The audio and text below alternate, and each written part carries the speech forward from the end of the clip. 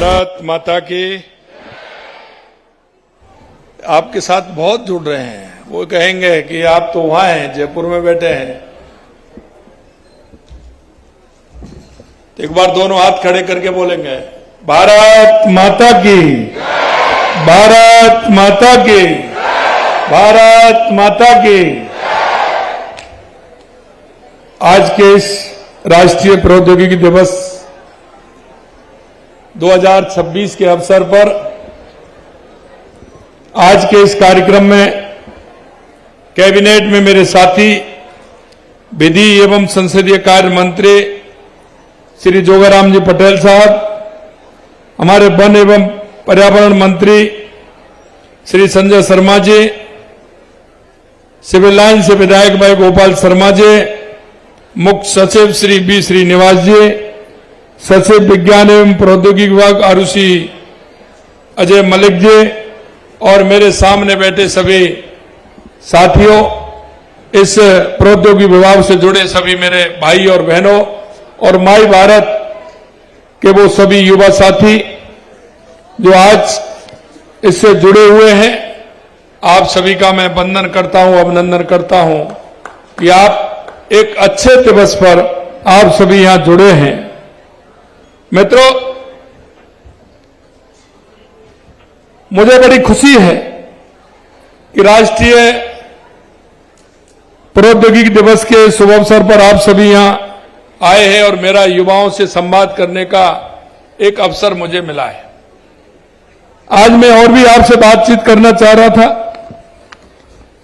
लेकिन थोड़ा समय अभाव के कारण मैं नहीं कर पाया क्योंकि मुझे आगे निकलना है। मैं दो बात जरूर आपसे कहना चाहूंगा कि जब हम कुछ करते हैं तो हम पद चिन्ह छोड़ते हैं, और मैं युवाओं से विशेषकर कहना चाहता हूं, जिसके मन में जिज्ञासा होती है वो ही आगे बड़ा व्यक्ति बनता है और वो ही अनुसंधान करता है। इसलिए कभी कभी जब जिज्ञासा आती है तो मन में आपके में निराशा, हताशा नहीं आनी चाहिए। कभी कभी मैं देखता हूं कि हमारे विद्यार्थी मन की जो जिज्ञासा है उसको दबा करके बैठ जाते हैं। ये दबा करके नहीं बैठना है आज के इस अवसर पर, क्योंकि आज एक ऐसा दिवस है 11 मई। ये भारत के इतिहास में केवल एक तिथि नहीं है, बल्कि ये आत्मविश्वास, आत्मनिर्भरता और राष्ट्रीय गौरव का प्रतीक है। आप सभी ने देखा 1998 में इसी दिन राजस्थान के पोखरण से भारत ने विश्व को यह संदेश दिया था कि विज्ञान, अनुसंधान और तकनीकी क्षमता में किसी से कम नहीं है। उस समय हमारे देश के यशस्वी पूर्व प्रधानमंत्री अटल बिहारी वाजपेयी जी ने जिस साहस के साथ परमाणु विस्फोट किया था और उस समय जिस तरह से भारी ताकतों का दबाव आया था और उनका उन्होंने जवाब दिया था, वो इतिहास के पन्नों पर दर्ज है कि हम भारत किसी से झुकने वाला नहीं है, किसी से दबने वाला नहीं है। हमने परमाणु विस्फोट किया है। आप जो करना चाहें वो कर सकते हैं। हमें किसी भी प्रकार की किसी की आवश्यकता नहीं है। यह उनका आत्मविश्वास था, यह भारत की ताकत थी और वो भारत की ताकत को उन्होंने दिखाया। यह उपलब्धि हमारे यशस्वी प्रधानमंत्री नरेंद्र मोदी जी के कुशल नेतृत्व में हमें निरंतर आगे बढ़ने की प्रेरणा दे रही है। यहां जो हमारे युवा साथी बैठे हैं, मैं खासकर आपको बताना चाहता हूं कि जब यह परीक्षण हुआ उस समय परिस्थिति आसान नहीं थी। विश्व की महाशक्तियां हम पर आर्थिक प्रतिबंध का दबाव बना रही थी। भारत रत्न माननीय श्री अटल बिहारी वाजपेयी जी ने अद्भुत साहस और दूरदृष्टि का परिचय दिया। उन्होंने राष्ट्र हित को सर्वोपरि रखते हुए ऐतिहासिक निर्णय लिया था, जिसने भारत की सामरिक शक्ति को नई ऊंचाइयों तक पहुंचाया। इस गौरवपूर्ण उपलब्धि में श्री एपीजे अब्दुल कलाम का योगदान अतुलनीय था। अटल जी के नेतृत्व में हम मार्गदर्शन में उनके वैज्ञानिक विजन ने भारत को विश्व मंच पर नई पहचान दिलाई और माननीय देश के यशस्वी प्रधानमंत्री नरेंद्र मोदी जी के नेतृत्व में हम उनकी विरासत को आगे बढ़ा रहे हैं। माननीय प्रधानमंत्री जी ने स्वतंत्रता दिवस पर लाल किले के प्राचीर से देश को संबोधित करते हुए नारा दिया था, जय जवान, जय किसान, जय विज्ञान और जय अनुसंधान। आप सभी को पता होगा, लाल बहादुर शास्त्री जी ने नारा दिया था जय जवान जय विज्ञान, लेकिन जय जवान जय किसान का नारा दिया था लाल बहादुर शास्त्री जी ने, और जय विज्ञान जोड़ा था अटल बिहारी वाजपेयी जी ने, और जय अनुसंधान जोड़ा था माननीय नरेंद्र मोदी जी ने। और माननीय प्रधानमंत्री जी का कहना भी है, 21वीं सदी का भारत तकनीकी का उपभोक्ता नहीं, तकनीकी का निर्माता निर्यातक भी बनेगा, क्योंकि स्वामी विवेकानंद जी ने कहा था कि 21वीं सदी भारत की होगी। और आप महसूस कर रहे होंगे 2014 के बाद देश के यशस्वी प्रधानमंत्री नरेंद्र मोदी जी के नेतृत्व में आपको यह एहसास हो रहा होगा कि देश के अंदर चाहे हमारी गरीब कल्याण की योजनाएं हो, चाहे हमारा विकास हो, दुनिया में आतंकवाद नक्सलवाद का खात्मा हो, या वैज्ञानिक तरीके से हम आगे बढ़ रहे हों, आप सभी देख रहे हैं। और दुनिया में भारत का जो सम्मान हो रहा है वो भी आप देख रहे हैं। मेरे भाई और बहनों, मैं कहना चाहता हूं, युवा शक्ति के सामर्थ्य के साथ आत्मनिर्भर और विकसित भारत का केवल सपना ही नहीं दिखाया, बल्कि उसे राष्ट्र संकल्प और मिशन बनाया है। इस लक्ष्य को साकार करने के लिए उन्होंने अनेक ऐतिहासिक दूरदर्शी कदम उठाए हैं। आप देख रहे हैं, एक तरफ कोरोना की मार चल रही थी, कोरोना की स्थिति खराब थी, छोटे देश कहते थे कि भारत इतना बड़ी जनसंख्या वाला देश कैसे बच पाएगा, लेकिन आपने देखा, हमारे वैज्ञानिकों की ताकत देखी और अनुसंधान की ताकत देखी कि हमने अपने देश को ही नहीं, दुनिया को वैक्सीन दे करके पूरे देश दुनिया में भारत का डंका बजा था। लगभग दुनिया के 165 देशों को वैक्सीन देने का काम हमने किया। और यही नहीं मेरे भाइयों बहनों, भारत सेमी कंडक्टर बना रहा है। यूपीआई क्रांति ने एक टैब से भुगतान संभव किया है। भारत में विश्व की सबसे बड़ी युवा आबादी है। इस शक्ति को सशक्त करते हुए हमारे यशस्वी प्रधानमंत्री जी के कुशल नेतृत्व में मिशन चंद्रयान से भारत चंद्रमा तक पहुंचा है। यह हमारा अनुसंधान है। मेक इन इंडिया के तहत तेजस लड़ाकू विमान, अर्जुन टैंक, प्रचंड हेलीकॉप्टर बन रहे हैं। भारत एआई का कई क्षेत्रों में सफल प्रयोग कर रहा है। राजस्थान के युवा हमारी ताकत हैं। राजस्थान आज नवाचार, उद्यमता और तकनीकी प्रगति में एक नई पहचान बना रहा है। और हम चाहते हैं कि हमारा राजस्थान का युवा, क्योंकि मेरे को जब बेंगलोर में गया था तो मेरे राजस्थान के कई युवा मेरे को वहां मिले थे। जब ITF का मैंने दौरा किया, बेंगलोर गया, उसके बाद मैं हैदराबाद गया। और आप चिंता मत करिए, राजस्थान के अंदर भी अब बनने वाला है। आप आइए अपनी ताकत के साथ और नए विवेचन के साथ आप आइए। हमारी सरकार का स्पष्ट दृष्टिकोण है कि विज्ञान और तकनीकी का लाभ समाज के अंतिम व्यक्ति तक पहुंचे। आधुनिक युग में विज्ञान और तकनीकी ही विकास की वास्तविक शक्ति है। हमारी डबल इंजन की सरकार तकनीकी के प्रभावी उपयोग हेतु केंद्रीकृत राज्य स्तरीय ड्रोन सेल स्थापित करने की पहल कर रही है। हमें सेल AI, मशीन लर्निंग जैसी आधुनिक तकनीकों के माध्यम से आपदा प्रबंधन, कृषि, शहरी नियोजन और पर्यावरण संरक्षण में अत्यंत उपयोगी सिद्ध होगा। प्रदेश में AI ML पॉलिसी बनाई गई है, जिससे AI और डिजिटल माध्यमों का उपयोग जिम्मेदारी और संवेदनशीलता के साथ किया जा सके। आज हमने भी सेवा संकल्प लिया है कि हम AI का उपयोग अपने राज्य में जल संरक्षण, खेती, ग्रामीण कनेक्टिविटी, ऊर्जा के समाधान के लिए करेंगे। बच्चों में विज्ञान के प्रति रुचि जगाने के लिए पूरे प्रदेश में मॉडल स्कूलों और PM श्री विद्यालयों सहित 820 विज्ञान क्लब प्रारंभ किए जा रहे हैं। और इसीलिए मैं कहा है कि ऐसे विद्यार्थी जो गांव के दूर दराज में किसी जिले में अगर हैं, तो उन सभी को भी हमें आगे लाने के लिए प्रयास करना चाहिए। और लगातार हमारी सरकार उसके लिए प्रयास कर रही है। विद्यार्थियों के लिए 500 से अधिक विद्यालयों में रोबोटिक्स लैब शुरू की गई है। प्राचीन भारत के महान गणितज्ञ एवं खगोल शास्त्री ब्रह्मगुप्त का राजस्थान से विशेष संबंध रहा है।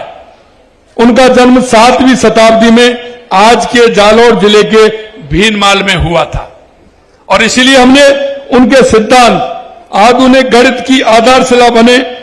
आज इस अवसर पर मुझे घोषणा करते हुए अत्यंत प्रसन्नता हो रही है कि राज्य सरकार द्वारा ब्रह्म गुप्त पुरस्कार की शुरुआत की जाएगी। यह पुरस्कार विज्ञान, गणित, नवाचार एवं अनुसंधान के क्षेत्र में उत्कृष्ट योगदान देने वालों एवं प्रतिभाशाली व्यक्तियों, वैज्ञानिकों और विद्यार्थियों को प्रदान किया जाएगा। और यह हम इसलिए उसका हम यहां जयपुर के अंदर जो मैंने आपको बताया कि हम नवाचार करने के लिए उन सभी विद्यार्थियों को यहां बुला करके 5 दिन का पूरा कैंप लगा करके उनमें ऐसे विद्यार्थी जो वास्तव में करना चाहते हैं उनको आगे हम ला सकते हैं और उनके अनुसंधान के माध्यम से राजस्थान को नई तकनीकी का लाभ मिल सकता है। यह पुरस्कार हमारी समृद्ध वैज्ञानिक विरासत को सम्मान देने के साथ साथ नई पीढ़ी को प्रेरित करेगा। प्रिय विद्यार्थियों और युवा साथियों, आज पूरे राजस्थान से हमारे साथ जुड़े आप सब में अपार शक्ति है, क्योंकि मुझे पता है कि जहां भी मैं जाता हूं मां राजस्थान के युवा, मेरे को जिस भी देश के दूसरे प्रदेशों में जाता हूं, राजधानी में जाता हूं, वहां हमारे युवा बहुत मिलते हैं और वो वहां अपनी तकनीकी के माध्यम से अपने नवाचार कर रहे हैं। हम चाहते हैं कि वो हमारा युवा हमारे राजस्थान में रह करके इस काम को करे। इसके लिए हम अभी आगे भी काम कर रहे हैं। आप सब में अपार शक्ति है। आप सब मिलकर हमारे साथ राजस्थान को तकनीकी में ग्लोबल लीडर बनाएं, ये मेरी आपसे अपेक्षा है। ये अपेक्षा पूरी करेंगे, ये मुझे विश्वास है। हां, हम राजस्थान को तकनीकी में ग्लोबल लीडर बनाएंगे, भारत को आत्मनिर्भर बनाएंगे। आप राजस्थान और भारत के भविष्य हैं। विकसित भारत, विकसित राजस्थान का मिशन आपके सुयोग हाथों में है। आज का युग नवाचार और विज्ञान का युग है। केवल नौकरी पाना तक सीमित मत रहिए, बल्कि ऐसे कौशल विकसित कीजिए जिससे आप स्वयं अवसर पैदा करें और दूसरों को भी आगे बढ़ने का मार्ग दिखा सकें। यशस्वी प्रधानमंत्री जी ने भारत को विश्व के समक्ष डिजिटल रूप से सशक्त अर्थव्यवस्था के रूप में स्थापित किया है। आज हमारे ऑटो वाले भाई, सब्जी वाले भाई बहन भी इतने टेक साउंड हैं कि वे यूपीआई से ऑनलाइन पेमेंट लेते हैं। आज आप किसी भी दुकान पर चले जाइए, वो पेमेंट अगर लेंगे तो यूपीआई से लेंगे। ये बहुत बड़ी बात होती है और ये धीरे धीरे और हम बढ़ रहे हैं। हमारी सरकार युवा साथियों के सपने को साकार करने के लिए प्रतिबद्ध है। आप सेवा का मिशन लेकर हमारे साथ चलें। स्टार्टअप, कौशल विकास, अनुसंधान और डिजिटल सेवाओं के माध्यम से मजबूत तंत्र किया जा रहा है। युवा साथियों से अनुरोध भी है मेरा कि माई भारत, आई स्टार्टअप और मुख्यमंत्री युवा स्वरोजगार योजना का लाभ लें। मैं उन सभी लोगों को विशेष बधाई देता हूं जिन्होंने सीमित संसाधनों में भी बड़े काम किए हैं। आप ही इस परिवर्तन के वास्तविक प्रेरणा स्रोत हैं। हमारी सरकार युवाओं के साथ युवा साथियों के रोजगार के लिए प्राथमिकता से काम कर रही है। और मैं आपको यह भी कहना चाहता हूं कि आप अगर थोड़ा सा विजन लेकर के आप अगर चलेंगे, मेरे युवा भाई बहनों, अभी हमारा एक कार्यक्रम चल रहा है, क्योंकि हमने पहले राजस्थान किया था, उसमें 35 लाख करोड़ के एमओयू हुए थे, 9 लाख करोड़ रुपए के जमीन पर हमारे उतरे हैं। अभी हम 23, 24, 25 को ग्लोबल राजस्थान एग्रीटेक मीट ग्राम हम कर रहे हैं। हम चाहते हैं कि कृषि के क्षेत्र में भी नवाचार हो, और कृषि के क्षेत्र में नवाचार, मैं धन्यवाद देना चाहता हूं युवाओं को, क्योंकि 4-5 दिन से मैं रात्रि चौपालों में जा रहा हूं। वहां मेरे युवा किसानों से भी मिलना मेरा हो रहा है। मैंने किसानों की युवा किसानों को मैंने बजट के समय बुलाया था, उनके कुछ विचार लिए थे। उनके विचार लेकर के हमारा युवा खेती के कार्य में क्या और कर सकता है, नवाचार क्या कर सकता है, इसके लिए हमने उनको बुलाया। मैं ऐसे उन सभी युवाओं को बहुत बहुत धन्यवाद देना चाहता हूं, साधुवाद देना चाहता हूं कि उन्होंने कृषि के क्षेत्र में बहुत अच्छे अच्छे काम किए हैं। मैं आपसे भी कहना चाहता हूं, कृषि नहीं, जिस भी क्षेत्र में आप काम करना चाहते हैं, आप आगे आइए, काम करिए। हमने राजस्थान किया, अब हम ग्राम कर रहे हैं। नवाचार के माध्यम से मैंने आपको कहा है कि हमारे उन विद्यालयों के ऐसे जो विद्यार्थी हैं जो नवाचार कर सकते हैं, प्रौद्योगिकी के माध्यम से, विज्ञान के माध्यम से वो आगे बढ़ सकते हैं, उनको हमें मौका देना चाहिए। जब मैं जापान गया था तो छोटी छोटी क्लासों के बच्चे, उनके लिए पढ़ाई के 4 घंटे अलग थे, लेकिन नए इनोवेशन के लिए उनको 4 घंटे तकनीकी के माध्यम से क्या कर सकते हैं, उनको 4 घंटे अलग से वहां मिलते हैं। उसमें वो किस तरह से अनुसंधान करते हैं, मेरे को बता रहे थे वहां के लोग कि एक एक विद्यार्थी जिसकी उम्र 10 साल, 12 साल, 15 साल, 16 साल है, वो इसमें देर रात तक काम करते हैं, लगातार बनाते हैं, फिर नहीं बनता है दोबारा बनाते हैं। वो कहते हैं, उनके घर वाले उनको फोन करते हैं कि रात हो गई, अब तो आ जाइए आप। इतने मन से काम करते हैं। और मुझे खुशी इस बात की कि उसमें 3 विद्यार्थी ये करते हुए मेरे भारत के मिले, ये सबसे बड़ी खुशी मेरे को। हम चाहते हैं कि हमारे विद्यार्थियों को मौका मिले। और राजस्थान की अगर मैं बात करूं तो राजस्थान के युवाओं में टैलेंट की कोई कमी नहीं है। इसलिए नहीं है कि मैं जब दुनिया में जाता हूं तो राजस्थानी, मारवाड़ी सभी जगह मिलते हैं। वो अपने टैलेंट से, अपनी मेहनत से, अपने व्यवहार से और अपने विवेक से उन्होंने नाम कमाया है। और अब हम चाहते हैं कि आप भी सभी पूरी तरह से सरकार के साथ सहयोग करते हुए आप अपने टैलेंट को कैसे आगे बढ़ा सकते हैं। क्योंकि आप जब कोई काम करोगे तो एक बार में नहीं होगा, आप उस पर अनुसंधान करते रहिए। आपने देखा, कोई भी काम करते हैं तो कहते हैं ना, एक दरवाजा बंद होता है 10 दरवाजे खुलते हैं। आप अपनी मेहनत को लगातार बनाए रखिए। और जब हम काम करते हैं तो परेशानी भी आती है, लेकिन तुरंत उसका समाधान भी होता है। मैं इस बीसी के माध्यम से जुड़े सभी युवाओं से भी कहना चाहता हूं, आप सभी से कहना चाहता हूं, हमारी सरकार लगातार युवाओं के लिए काम कर रही है। आप देख रहे हैं कि हमारी सरकार ने, आपने पुरानी सरकार भी देखी है कैसा माहौल था राजस्थान का, लेकिन आपने देखा कि हमको 2.5 साल हो गए, होने वाले हैं 2.5 साल। क्या विद्यार्थियों एक भी पेपर लीक हुआ? आप बताइए, एक भी पेपर लीक हुआ क्या? हमने कहा था कि 4 लाख सरकारी नौकरी देंगे, 6 लाख हम प्राइवेट रोजगार देंगे, 1.25 लाख नियुक्ति पत्र हमने आपको दिए हैं, हमारे राजस्थान के युवाओं को। कल मैं कडेल गांव में गया था, अजमेर के अंदर। मैंने वहां युवाओं को बुलाया, वहां एक ही गांव में 13 लोगों को 2.25 साल के अंदर सरकारी नौकरी मिली है। और एक वहां का युवा, मुझे पता नहीं था, जब मैं किसानों से संवाद कर रहा था तो उनके पिताजी उस संवाद में थे। वो बता रहे थे कि खेती में हमने क्या क्या नवाचार किए हैं।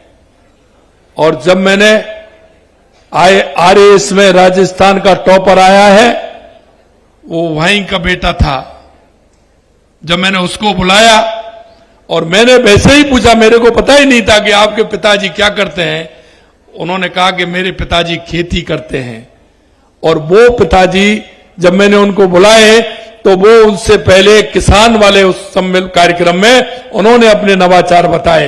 ऐसे उन्होंने कहा कि मेरे पिताजी खेती करते हैं, मेरे को पढ़ाया है, मैंने यही मेहनत की है मेरे गांव में, और वो आरएस में पहले नंबर आया है, पहले नंबर राजस्थान के अंदर। इस बात की खुशी होती है। उन जब वो बाकी लोग थे जो मैंने पूछा, उन्होंने कहा कि सरपंच साहब ने यहां एक लाइब्रेरी खुलवा रखी है और उस लाइब्रेरी के माध्यम से हम पढ़े हैं, और हम 11 लोग मेहनत करते थे। हम कहीं ना कहीं किसी न परीक्षा में 11 के 11 हम पास हो गए। यह बहुत बड़ी बात होती है कि विभिन्न परीक्षाओं में हम वो लड़के जो तैयारी कर रहे थे वो पास हो रहे हैं। और इसलिए हमने हर ग्राम पंचायत के अंदर क्रमबद्ध तरीके से अटल ज्ञान केंद्र खोलने की घोषणा की है, जिससे कि हमारा युवा गांव में ही रह करके पढ़ सके। वहां लाइब्रेरी भी होगी, ई लाइब्रेरी भी होगी, वहां कंप्यूटर भी होगा, आपकी आवश्यकताओं की पूर्ति होगी, वहां आप फॉर्म भी भर सकते हैं, नहीं उसके माध्यम से कुछ आप उसमें निकाल भी सकते हैं, आपको पूरी सुविधा वहां दी जाएगी। हम चाहते हैं कि हमारे गांव का युवा, हमारे प्रदेश का युवा, उसको पूरा लाभ उसका मिले। और अभी हमने 2500 पंचायतों में अटल ज्ञान केंद्र की हमने घोषणा की है और उसको हम जल्दी ही पूरा करेंगे। हमारे यहां 15,000 लगभग 14,000 से लगभग हमारी ग्राम पंचायतें हैं। हम हर ग्राम पंचायत में अटल ज्ञान केंद्र खोल करके हम युवाओं को, उस किसान और मजदूर के बेटे को हम वहां नहीं लाना चाहते कि जहां उसका पैसा खर्च हो, क्योंकि अगर वो शहर में आएगा तो उसको मकान लेना पड़ेगा, हॉस्टल में रहेगा यानी पीजी में रहेगा, मकान का किराया देगा। हम चाहते हैं कि उसको वो सुविधा उस गांव में ही मिले, इसलिए हमने अटल ज्ञान केंद्र की घोषणा की है और जल्दी हम उसको पूरा करेंगे। और हम चाहते हैं कि हमारा युवा तकनीकी के माध्यम से आगे बढ़ेगा। हम चाहते हैं कि हमारा गांव का युवा लोकल में उसको क्या रोजगार मिल सकता है, खुद का रोजगार क्या मिल सकता है, क्योंकि अभी बहुत आवश्यकता है, हर क्षेत्र में आवश्यकता है। राजस्थान वो प्रदेश है जहां हर क्षेत्र में यहां बहुत बड़ी गुंजाइश है, यहां कोई किसी तरह की कमी नहीं है। युवा भाइयों, मैं यही कहना चाहता हूं आपसे, इसलिए हमने ग्राम के माध्यम से हर गांव में हमने कहा है कि मां का उत्पादन क्या है, उस उत्पादन के माध्यम के हमारी प्रोसेसिंग यूनिट वहां लगे। राजस्थान के अंदर क्या है जो पैदा नहीं होता, सब कुछ राजस्थान की यह धरती मां सब कुछ देती है। सभी जगह अलग अलग पैदावार होती है, लेकिन उसकी प्रोसेसिंग यूनिट नहीं है। सोयाबीन मेरे यहां होता है तो सोयाबीन की यूनिट लगानी चाहिए। जहां हमारा जीरा पैदा होता है वहां उसकी प्रोसेसिंग यूनिट लगनी चाहिए। जीरा हमारा जालौर में पैदा होता है, सिरोही में पैदा होता है, और मंडी उसकी ऊजा में है। तो क्या हम उसकी प्रोसेसिंग यूनिट लगा करके हमारे युवाओं को रोजगार नहीं दे सकते? अगर हमारे बालोतर और बाड़मेर में अनार होता है तो उसकी प्रोसेसिंग यूनिट लगा करके वहां हम क्यों नहीं कर सकते? जैसलमेर के अंदर खजूर पैदा होता है तो वहां क्यों नहीं कर सकते? हनुमानगढ़ गंगानगर के अंदर किन्नू पैदा होता है, ईख पैदा होती है, कपास पैदा होता है, लेकिन मंडी दूसरी जगह जाता है। हम चाहते हैं कि हमारा किसान की जो पैदा होती है उसकी प्रोसेसिंग यूनिट हमारे प्रदेश के अंदर लगे, हमारे युवाओं को मौका मिले। हमारे यहां दूध पैदा होता है, देश के अंदर सबसे ज्यादा अगर दूध उत्पादक कोई प्रदेश है तो वो राजस्थान है, जिसमें 95 लाख 1 करोड़ लीटर दूध पैदा होता है और हमारी पास प्रोसेसिंग है मात्र, अभी बढ़ी है ये तो, अभी बढ़ाई है तो 38 लाख की, अभी हमने 45 लाख की है। आने वाले 1 साल में हम इसको 65 लाख तक ले जाएंगे, 65 लाख तक। 2000 हम उसके पैक्स खोल रहे हैं। हमारी डेयरी के संयंत्र हैं, उनको हम बढ़ाने का काम, जहां 50,000 का उसको 1 लाख का कर रहे हैं, 1 लाख का उसको 1.5 लाख का कर रहे हैं, 1.5 लाख का उसको 2 लाख का कर रहे हैं, 2 लाख का उसको 3 लाख का कर रहे हैं। क्योंकि हमारे युवा को रोजगार मिले। अगर गांव में उसको रोजगार मिलेगा तो वो दूसरी जगह क्यों जाएगा। और मैं तो एक बात और जानता हूं, गांव में अगर उसको 40-50 हजार रुपए महीने पाड़ लेगा ना, तो दूसरी जगह 80,000 में भी जाने वाला नहीं है। क्योंकि वो माता पिता की सेवा भी करेगा, परिवार के साथ रहेगा, उसको वो 50,000 उस 80,000 से ज्यादा है। मेरे भाइयों, मैं युवा साथियों से कहना चाहता हूं, इसके अलावा यहां 95 प्रकार के मिनरल निकलते हैं राजस्थान के अंदर, 95 प्रकार के मिनरल निकलते हैं। कहां किस मिनरल का उपयोग हम ले सकते हैं। स्टोन निकलते हैं, हमारी मूर्तियां बन रही हैं, कई लोग बना करके, कई खिलौने बना करके बेच रहे हैं। हमारा यहां टेक्सटाइल का काम बहुत होता है, दुनिया में जाता है। गांव में अलग अलग जगह अलग अलग प्रोडक्ट निकलते हैं। कई हैंडीक्राफ्ट का है, तो कोई टेक्सटाइल का है, तो कहीं चूड़े बनते हैं, तो कहीं चूड़ी बनती है, कहीं जूतियां बनती हैं। आप उसको छोटे स्तर पर मत देखिए। दुनिया में जब वो माल जाएगा, क्योंकि मैंने देखा है 2-3 लोगों को, मैंने एक, मैं हमेशा कहता हूं, एक बेटी है जोधपुर की, वो 16 साल की थी, उसने एक 15,000 से अपना कॉफी का काम प्रारंभ किया था। आज वो 21 साल की हो गई, 6 साल हो गए उसको। 15,000 से काम स्टार्ट किया, आज उसकी टर्नओवर 6 करोड़ रुपए का है, 6 करोड़ रुपए का है। काम कोई छोटा नहीं होता है। आप भी तो छोटे से बड़े बन रहे हैं, कोई भी काम करिए। कल मैं अजमेर गया था, एयरपोर्ट पे मेरे को आर के मार्बल वाले मिल गए। उन्होंने कहा कि साहब, मैंने परचूनिया की दुकान की है, मैंने 400 रुपए में नौकरी की है, आज वो मार्बल में पहले नंबर है। मेरे भाइयों, हमारी सरकार पूरी तरह से युवाओं के साथ है, इसलिए हम रोजगार दे रहे हैं, सरकारी भी दे रहे हैं,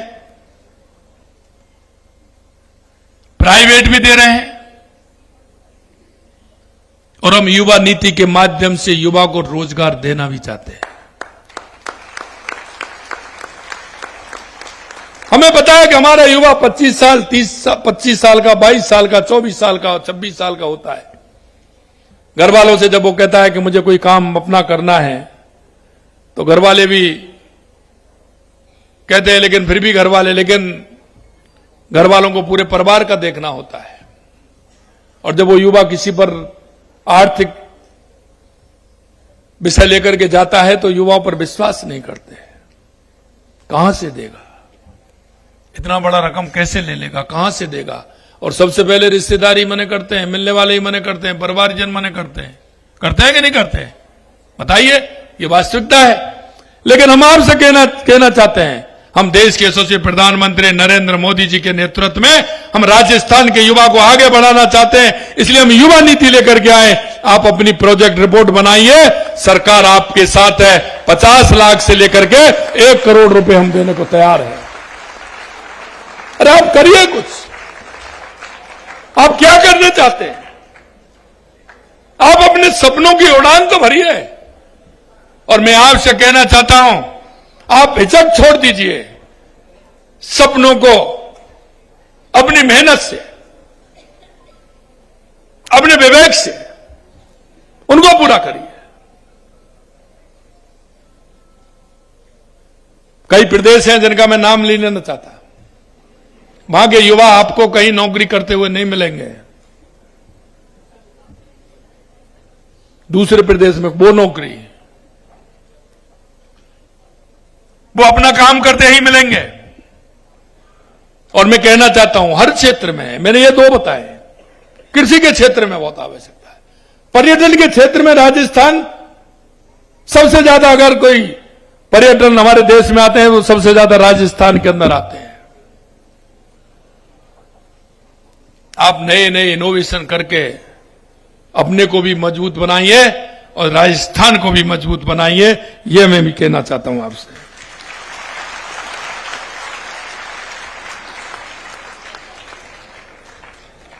हमने भर्तियों को भी समयबद्ध तरीके से किया है,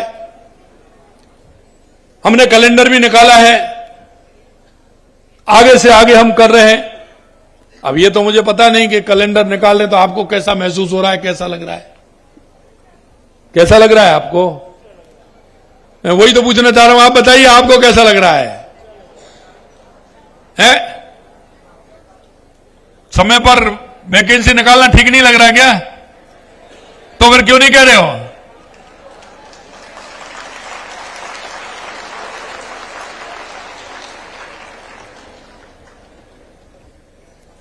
हमने निवेश लाने के लिए महत्वपूर्ण काम किया है। निवेश क्षेत्र में भारत में तीसरे पायदान पर है, 11वें पायदान पर था। अभी हमारा राजस्थान निवेश क्षेत्र में हम तीसरे स्थान पर हैं। पहले महाराष्ट्र, दूसरा गुजरात और तीसरा राजस्थान है। और आपने ये भी देखा होगा 3 विभाग हमारे, मैं कहता हूं 3 विभाग, जो लोग कहते थे कि ये तो कभी मुनाफे में आ ही नहीं सकते, वो तीनों विभाग आज आगे बढ़ रहे हैं।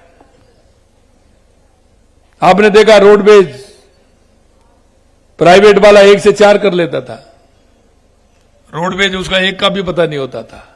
आज रोडवेज हमारे फायदे में है और फायदे में चल रही है। डेयरी, लोग कहते थे डेयरी, क्योंकि उसमें वो लोग थे जो चुनाव भी नहीं होने देते हैं। डेयरी का, सहकारिता का कभी चुनाव नहीं कराया उन्होंने, सदस्य भी नहीं बनाए, क्योंकि आमदन आ जाएगा, युवा आ जाएगा, सदस्य बनाएंगे तो हमारी कुर्सी खतरे में हो जाएगी।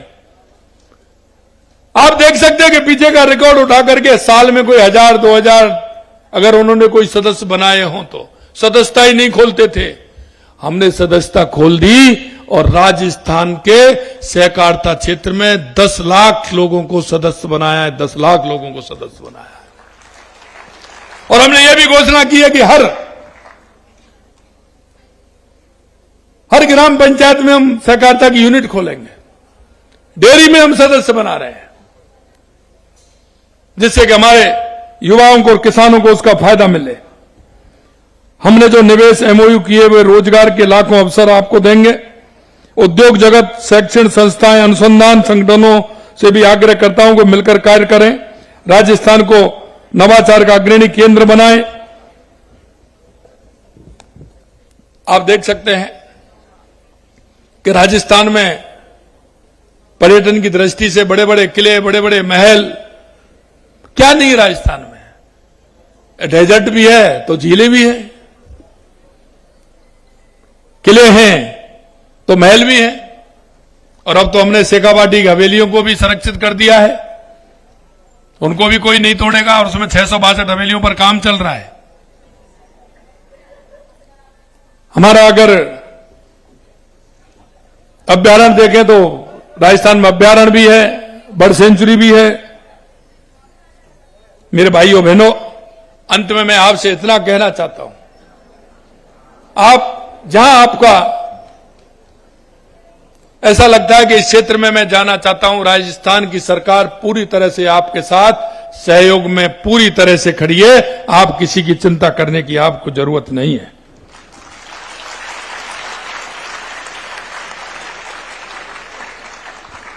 आज राष्ट्रीय प्रौद्योगिकी दिवस के अवसर पर संकल्प लें कि हम विज्ञान को जीवन से जोड़ेंगे, तकनीकी को समाज सेवा से जोड़ेंगे और नवाचार को विकास का आधार बनाएंगे। मुझे पूर्ण विश्वास है कि हमारे संयुक्त प्रयासों से राजस्थान आने वाले वर्षों में देश के अग्रणी नवाचार वाले राज्यों में अपनी विशिष्ट पहचान स्थापित करेगा। और जो मैं आपसे कहना चाहता हूं कि राजस्थान देश का अग्रणी प्रदेश होगा, यह मैं आपको विश्वास दिलाना चाहता हूं। मेरे भाई और बहनों, अंत में मैं आपसे इतना कहूंगा कि सरकार पूरी तरह से आपके साथ है। आज मैं एक घोषणा और कर रहा हूं आपके बीच में। एक तो मैंने ब्रह्मगुप्त अवार्ड की है, दूसरी प्रदेश के विकास में युवाओं द्वारा विभिन्न क्षेत्रों में किए जा रहे नवाचार बहुत महत्वपूर्ण हैं। इसे ध्यान में रखते हुए इस दिशा में युवाओं को और अधिक सुविधा देने की दृष्टि से जयपुर स्थित, क्योंकि हमारा कोचिंग हब है, उसकी एक बिल्डिंग में हम कोचिंग हब एक इनोवेशन सेंटर स्थापित किए जाने की घोषणा आज मैं करता हूं।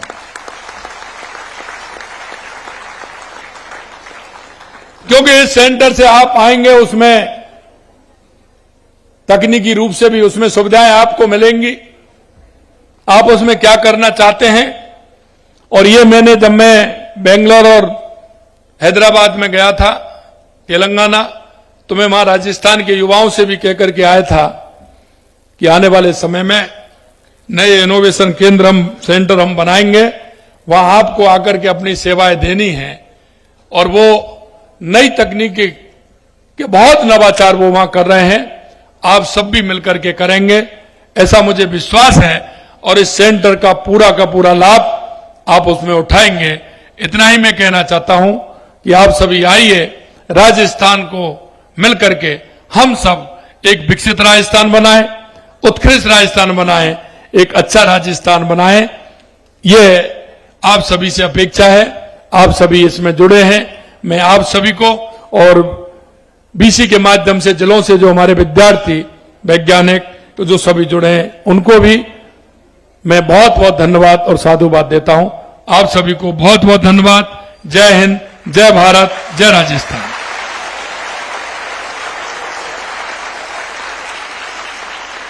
ये दिलानी है। एक आप सभी को अभी खड़ा होना है। एक इन्होंने संकल्प, सेवा संकल्प आप सभी को लेना है। और बीसी के माध्यम से जुड़ रहे विद्यार्थियों से भी कहूंगा कि वो भी अपने स्थान पर खड़े हो जाएं।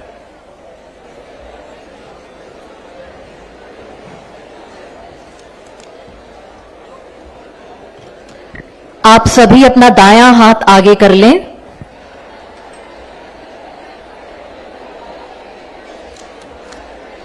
आज राष्ट्रीय प्रौद्योगिकी दिवस के अवसर पर भारत में विगत एक दशक में हुई अतुलनीय वैज्ञानिक उपलब्धियों पर विचार करते हुए हम राजस्थान के युवा ये संकल्प लेते हैं कि हम तकनीक और एआई का उपयोग अपने काम के साथ साथ अपने राज्य में जल संरक्षण, खेती, ग्रामीण कनेक्टिविटी तथा ऊर्जा के समाधान के लिए करेंगे। हम एक डिजिटल मित्र बनकर राज्य के नागरिकों को सरकारी सेवाओं और डिजिटल अवसरों तक पहुंचने में मदद करेंगे। हम नवाचार के माध्यम से हमारी संस्कृति को संरक्षित करने के लिए पारंपरिक बुद्धिमत्ता के साथ आधुनिक इंजीनियरिंग को जोड़ने का प्रयास करेंगे। हम एआई और डिजिटल माध्यमों का जिम्मेदारी, ईमानदारी और संवेदनशीलता के साथ उपयोग करेंगे। गलत जानकारी और तकनीकी के दुरुपयोग से दूर रहेंगे। हम महिला, किसान, युवा और गरीब को सशक्तिकरण के लिए तकनीक को एक अवसर और शक्ति के रूप में उपयोग करेंगे। हम तकनीक को अपना साधन और सेवा को अपना लक्ष्य मानकर ग्रीन टेक समाधान विकसित करने के लिए खुद को समर्पित करेंगे, जिससे हमारे पर्यावरण की